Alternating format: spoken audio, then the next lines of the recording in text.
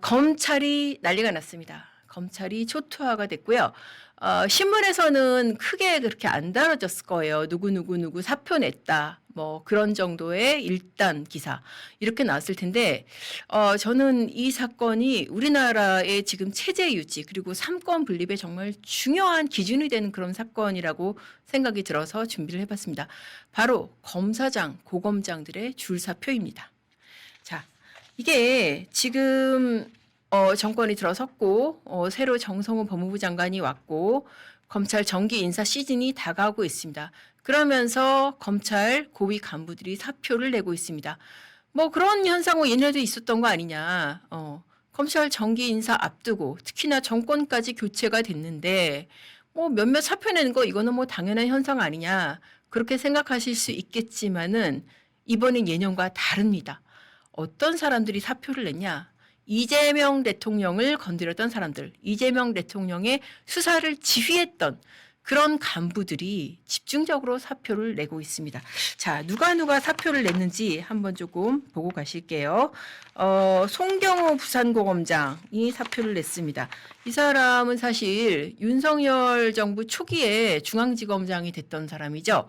혹시 기억하시는 분들 있을지 모르겠는데 이 사람이 이제 그 3차장을 했었어요. 문재인 정부 때 그 중앙지검 3차장을 하면서 그때 조국 수사를 하면서 당시에 이제 문재인 정부 민주당이 집권당이었으니까 조국 수사에 대해서 국정감사에서 여당 의원들이 집중적으로 집중 포화를 퍼붓습니다. 거기에 맞서서 그런 경우가 참 드문데 일선의 수사 담당자가 마이크를 잡고 그 수사의 정당성에 대해서 굉장히 강하게 어필을 하고 자기 주장을 굽히지 않았던 그런 사람입니다. 네, 이 사람이 이제 윤석열 정부가 들어서면서 초기에 중앙지검장을 맡았죠. 그리고 대장동, 그리고 위증교사, 선거법 위반 이런 사건들, 이재명 당시 민주당 대표의 중요 사건들을 총지휘했던 사람입니다. 이 사람은 이번에 사직을 했습니다. 그리고 또 동기 신봉수 대구고검장 뭐 이 사람도 이재명 대통령의 사건들 여럿에 관여를 했던 사람이에요. 대장동 그리고 대북송금 수사. 2023년 9월에는 수원지검장으로 대북송금 수사를 직접 지휘하기도 했던 그런 사람입니다. 박기동 대구지검장. 이 사람 같은 경우에도 아주 중요한 사건을 했어요. 이재명 대통령의 정말 그야말로 정치적인 생명을 끊을 뻔한 사건이었죠. 선거법 위반 사건. 이거를 수사 지휘를 했고 직접 기소를 했습니다. 그러니까 이제 검찰 내부에서 나오는 반응이 그렇더라고요.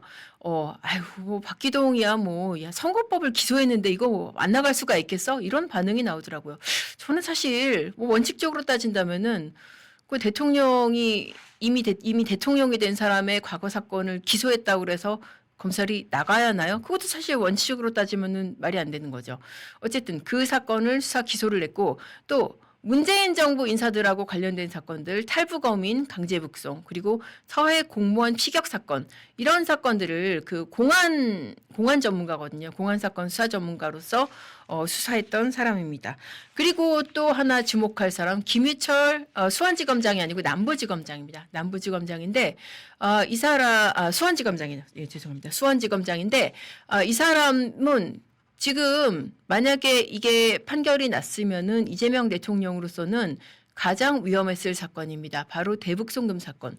국내뿐만 아니라 국외에도 영향을 미칠 수 있는 그런 사건이었죠. 이 불법 대북송금과 관련해서 이 사건의 수사와 기소 그리고 공소 유지를 지휘했던 사람입니다.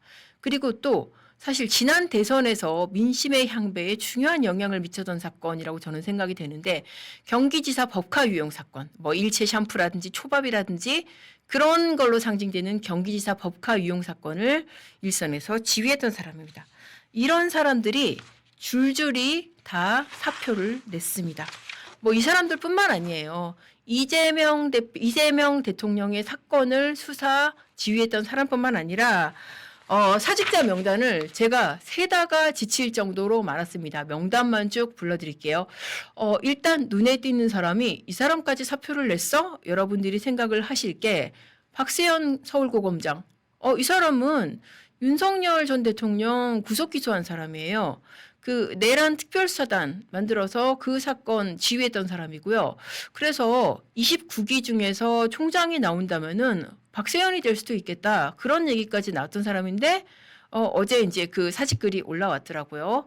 또 권순정 수원고검장. 그러니까 아까 제가 그 김유철 수원지검장 날아갔다고 했잖아요. 그러니까 검찰 내부에서 나오는 반응이 아 수원은 싹 날아갔네. 수원이 민감한데요. 왜냐하면은 이재명 대통령 사건들이 중요한 사건들이 다 거기 있잖아요. 그러니까 경기지사를 하고 성남시장을 했기 때문에 수원은 정치적으로 중요할 수밖에 없는 지역인데 아까 수원지검장 날아갔다고 그랬죠. 수원고검장도 날아갔습니다. 권순정 고검장 같은 경우에 사직글을 올렸는데 여기 지금 나가는 사람들이 제가 보니까 굉장히 다들 그냥 조용하게 유순하게 나갔더라고요. 근데 이 사람 같은 경우에 검찰 내부망 이프로스라고 하죠. 이프로스에 상당히 날이 선 글을 올렸더라고요. 오늘 아침에 올라온 글이라서 제가 잠깐 소개를 해드리겠습니다. 이제 검찰 가족 여러분 이러고 이제 그 사직 인사를 남겼는데요. 뭐 앞에 부분들은 이제 뭐 그동안 여러분들과 함께 호흡하며 뭐 세상 사는 지혜와 도리도 터득할 수 있었다. 뭐 부족한 부분 이해해달라라고 뭐 이런 부분인데 이런 부분이 굉장히 좀 눈에 띄더라고요. 이 범죄와 관련된 진실은 수사 책임자의 고된 노력과 희생이 없이는 저절로 드러나는 법이 없었다. 그러면서 이런 얘기를 했습니다.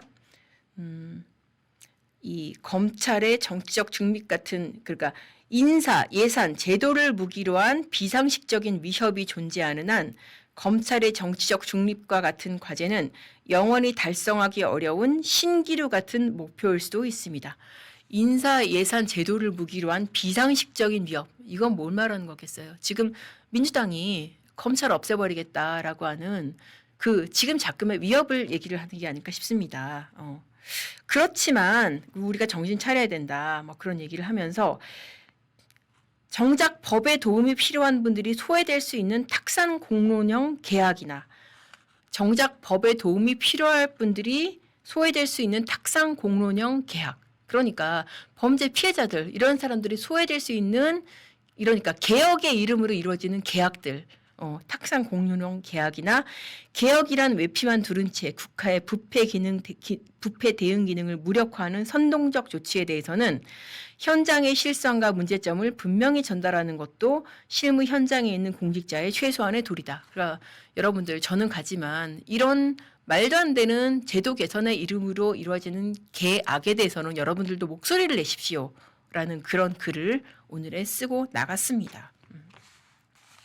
자, 그렇게 하고 또 다른 분들 아까 사직자 명단 쭉 보여드릴게요. 제가 어제 명단을 만들어서 쭉 셌었어요. 너무 많아가지고 권순정 수원고검장 아까 글 읽어드렸던 분 정의도 대검 공판 송무부장 대검찰청의 무슨 부장이라는 사람들은 총장을 옆에서 모시는 간부들이고 대부분은 초임 검사장들입니다. 그런 사람들까지 이번에 많이 나갔어요. 보통 검사장급들이 나간다고 한다면은 그런 초임 검사장으로 대검 간부하고 일선에 지검장으로 내려가고 나서 뭐 몇 텀 돌고 나서 이런 정기이사 때 나가거든요. 그런데 이번에는 거의 초임에 해당하는 사람들도 많이 나갔습니다. 자, 정영학 부산지검장, 손준성 뭐 이 사람 좀 이름 들어보셨죠? 얼마 전에 탄핵안 올려갔다가 기각됐잖아요. 형사도 무죄 확정됐고. 근데 이번에 나갔습니다. 그동안 많이 지쳤겠죠. 신자용 법무연수원장, 김선아 서울서부지검장, 김태은 대검 공공수사부장. 이 사람은 울산 선거 개입 사건 수사하고 지휘했던 사람입니다. 고형곤 수원지검 차장검사 이름 많이 들어보셨죠? 이 사람은 중앙지검 4차장 그러니까 주요 사건을 지휘하는 중앙지검 4차장을 2번씩이나 연임했던 사람이에요. 왜냐하면은 대장동, 백현동 이런 사건들이 너무 중요하기 때문에 그만큼 이재명 대통령의 주요 사건의 수사 지휘 그리고 공소유지를 책임을 졌던 사람이고 그리고 과거에 조국 수사도 직접 실무적으로 담당을 했었어요. 이번에 나갔습니다. 그리고 전무곤 대검 기조부장 마찬가지로 초임 검사장이죠. 근데 나갔고 구승모 대검 반부패부장 뭐 이 사람 특별히 반부패부장이지만은 이재명 대통령 수사를 하거나 이런 사람 아닙니다. 그러니까 이쯤 되면은 거의 뭐 이재명 관련자냐 아니냐를 안 가리고 너무 많이 나갔다. 이런 생각이 듭니다. 이게 이 사람들 이렇게 나간 게 여러분 어떻게 보세요? 이거 이 사람들이 자발적으로 정권도 바뀌고 나는 뭐 검사장까지 올라갔으니까 나가야지 그렇게 했을까요? 아닙니다. 제가 거기에 관련된 뒷얘기를 지금부터 들려드릴게요. 제가 이번 인사 뒷얘기를 들어보니까 전화를 돌렸다 그래요. 법무부 검찰국장 인사와 예산을 담당하는 검찰국장이 미리 이런 인사 대상자들한테 전화를 돌렸다고 합니다. 전화 돌려서 뭐라고 했겠어요? 뭐라고 했을까요, 여러분? 자, 지금 안 나가시면 다음에 인사 대상이 됩니다. 인사 대상이 된다고 그래서 뭐 좋은 데 보내주겠어요? 아니죠. 한직으로 보내겠다는 거겠죠. 이번에 인사 대상자가십니다. 이번에 조금 뭐 결정을 해주셨으면 좋겠습니다. 아마도 그런 내용이 아니었을까 싶은데 그렇게 전화를 쫙 돌렸다고 해요. 이게 전화를 받았다는 사람 규모가 대략 추산하기로는 이런 검사장 이상, 고검장까지 포함해서 이런 사람들 규모가 검찰 전체에서 한 40명 정도 됩니다. 이 중에 상당수가 전화를 받았고, 그래서 이 전화 받은 사람 포함, 이미 나간 사람들의 규모가 한 22명? 제가 세어본 것만 해도 정확히 사직 의사를 표하거나 아니면 2%의 글을 올린 사람들 규모가 22명, 그러니까 절반 이상인 거죠. 그렇게 되는 것이고, 그리고 이제 이 22명이라는 거는 지난 인사까지 포함해서 나간 사람이고요. 이번 인사에서 나간 사람만 제가 아침까지 센 게 이제 어제 저녁까지 센 게 16명이었거든요. 그리고 정말 전화를 받았는데 안 나간다고 버티는 사람들, 잠재적으로 나가야 될 사람들로 꼽는 사람들까지 하면은 제가 이제 들은 바로는 한 40명 중에서 30명. 그러니까 4분의 3가량을 거의 지금 어떻게 보면 날려버리려는 거예요. 진짜 어마어마한 거예요.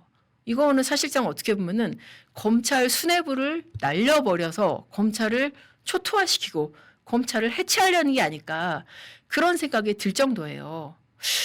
제가 아까 처음에 말씀드렸지만은 처음에 사실 뭐 정권 바뀌고 뭐 검사장까지 했으면은 정기 인사 텀 되면은 뭐 나갈 사람 나가야 되는 거 아니야? 그런 생각이 드실 수도 있는데 이번 인사는 그런 정상적인 교체의 규모를 훌쩍 뛰어넘는다는 거예요. 그 제가 이제 얘기를 들어보니까 검찰에서 어떤 인사라든지 이런 일을 많이 해본 사람들 얘기가 원래 이런 인사에서는 검사장급이 한 10명 정도 나간다는 거예요. 근데 이번에는 목표가 한 30명 정도다. 30명 정도 내보내는 것을 목표로 했다. 그런 식으로 해서 이렇게 전화를 쫙 돌리고 푸시를 하다 보니까 이렇게 사직자가 많아졌다는 거예요. 뭐 가만히 있다가 저기 한직으로 날아가느니 내가 그냥 사표 내고 말지. 이런 식으로 다들 물러섰다는 겁니다. 그렇게 해서 이재명 대통령의 사건을 만졌던 사람들, 그리고 그거와 관계없는 사람들까지 싹 나갔다는 거예요. 자, 이렇게 되니까 어떻게 되냐. 검찰 내부가 지금 나오는 반응이 이거 거의 유능한 사람 다 나가고 껍데기만 남은 거 아니냐. 그러니까 그런 반응이 지금 나오더라고요. 좀 남아있는 사람들 입장에서는 도대체 이 빈자리에 누구를 검사장 시키지? 그런 얘기가 나올 정도로 좀 정말 심하게 많이 나갔다. 핵심까지 숭덩 빠져버렸다. 지금 그 바코드로 표시되는 분 지금 이렇게 평범한 시민들의 치안도 위협받고 있다. 그거 맞는 말씀이에요. 그러니까 지금 뭐 검사장들 나가서 변호사 하면 잘 먹고 잘 살잖아. 그런 차원에서 볼 문제가 아니라 이 사람들이 뭐 이재명 대통령 수사 관련되는 사람도 있지만 아닌 사람도 있단 말이죠. 근데 제가 아까 말씀드린 대로 이번에 나간 사람들이 검찰 내부에서도 굉장히 평가가 좋은 사람들이 많단 말이에요. 수사도 잘하고 일선에서 평가도 좋고 이런 사람들이 나가게 되면은 우리 민생 사건들의 수사나 이런 공소유지도 굉장히 위험해질 수가 있다. 그러니까 보이스피싱 당하거나 사기 당하거나 이런 사건들의 어떤 처리와 재판에 있어서도 제대로 안 돌아갈 수가 있다는 거예요. 우리나라가 더 이상 마약 청정국이 아니게 될 수 있고 정말 얼마 전에 충격적인 사건 벌어졌지만은 아버지가 아들을 총으로 쏘아 죽이는 이런 흉악 사건의 대처에 있어서도 제대로 안 될 수가 있다. 이게 굉장히 위험한 징후라는 거예요. 자, 그렇게 해서 지금 검찰이 그야말로 초토화가 되고 있다. 윤석열 검찰을 이재명 검찰로 뜯어 고치려고 하고 있는데 이게 저는 걱정이 되는 게 이렇게 자리가 많이 비면은 이 자리를 누구로 채울까요? 유능한 사람들로만 채울 수가 있을까요? 남아있는 사람들 중에 그렇게 유능한 검사장급이 그렇게 많을까요? 그러면은 그 자리에 누가 올까요? 저는 걱정되는 현상이 제2의 제3의 이문정, 제2, 제3의 이문정이 나올 것이다. 이게 사실 그럴 수밖에 없는 게 일단 사람이 없잖아요. 채워야 되잖아요. 그러면은 이 검찰을 자기네들의 검찰로 만들려는 이 정권 입장에서는 어떻게 하겠습니까? 기준이 뭐겠어요? 수사 잘하는 거? 노. 충성심이죠. 자, 얼마 전에 보셨잖아요. 그 기준. 검찰은 아니지만은 다른 영역에서 보셨잖아요. 강선우. 강선우가 여가부 일에 대해서 평소에 소신이 있는 사람이니까 어떤 정책적인 해안이 있는 사람이니까 아니잖아요. 이재명 대통령 후보 시절 어떤 그 검찰 수사받고 단식 투쟁할 때 입을 덮어줬잖아요. 그런 기준으로 인선이 이루어질 수가 있다는 거예요. 평소에 그러니까 윤석열 정부 시절에 반정부 성향을 드러냈던 사람, 이재명 정부에 대해서 딸랑딸랑 잘하는 사람, 이런 사람들로 채워질 우려가 있다는 것이죠. 우려가 상당히 높다. 그래서 앞으로 이뤄질 검찰 인사 이거 잘 지켜봐야 됩니다.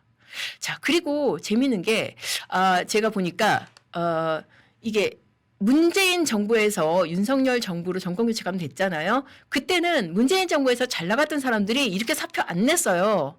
어디 가서 있었냐? 법무연수원. 그러니까 법무연수원은 이 직함으로는 거기 법무연수원 연구위원 하면은 검사장직이 맞거든요. 그런데 검사장직이지만은 수사를 직접 안 하기 때문에 한직으로 분류가 돼요.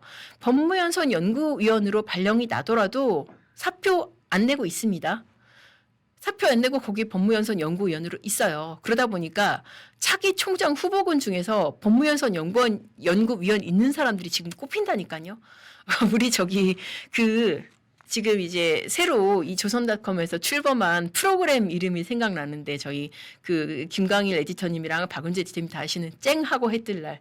이 사람들한테도 쨍하고 해뜰 날이 올 수 있다. 자, 명단 한번 두고 가실게요. 이 사람들 중에서 총장 후보가 나올 가능성이 있습니다. 구자현 법무연수원 연구위원. 이 사람은 문재인 정부에서 법무부 대변인을 했어요. 그리고 중앙지검 3차장도 지냈고요. 그리고 이정현 법무연수원 연구위원. 이 사람이 이제 검언유착, 그 소위 검언유착이라고 불렀던 그 사건 수사 과정에서 이제 당시 윤석열 총장하고 대립각 세웠고요. 그리고 이 사람 기사를 제가 최근에 썼었는데 이게 너무 참 되게 쓰면서도 참 되게 좀 굉장히 재밌었어요. 뭐냐면은 이 사람이 소송을 하나 냈는데 징계를 받고 징계를 취소해달라는 소송을 냈어요. 징계를 왜 받았냐면은 법무연수원 연구위원이면은 수사는 안 하지만은 나라에 녹을 먹는 사람이잖아요. 논문을 써야 되는데 안 낸 거예요. 계속 안 낸 거예요. 그래서 징계를 당했는데 이 징계를 취소해달라는 소송을 내면서 이 취소해달라는 이유를 뭐라고 냈는지 아세요? 나 총장 후보군이야. 나 총장 후보 될 수 있는데 이거 징계 있으면 스크래치 난다고 라고 해서 야, 이거 정말 이 김칫국 너무 세게 마시는데 그런 생각을 하면서 제가 기사를 썼던 사람입니다. 아무튼 법무연수원 연구위원회에 있는 총장 후보군들 쨍하고 해뜰 날이 올지 한번 두고 보겠습니다.